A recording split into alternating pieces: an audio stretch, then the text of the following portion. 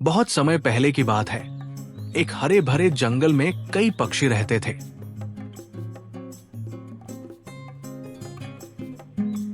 हर दिन वे अलग अलग पेड़ों पर बैठते, पर आपस में कभी मिलते नहीं थे।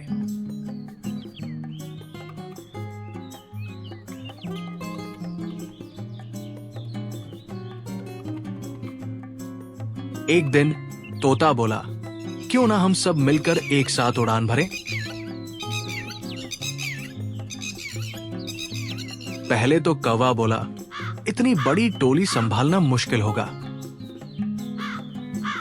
लेकिन कबूतर ने कहा, अगर सब मिलकर उड़ेंगे तो मजा आएगा।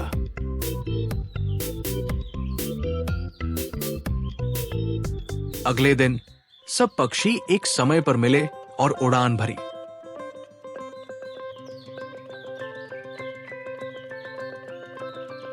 नीचे जंगल, नदियां, खेत सभी बेहद सुंदर लग रहे थे।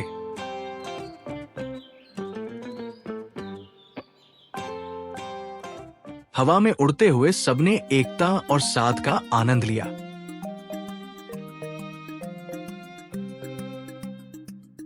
जब लौटे तो सबने मिलकर कहा, एकता में ही ताकत है। उस दिन से जंगल के पक्षी हमेशा मिलजुल कर रहते। तो बच्चों, इस कहानी से ये शिक्षा मिलती है कि मिलकर किया गया काम हमेशा आनंद और सफलता देता है।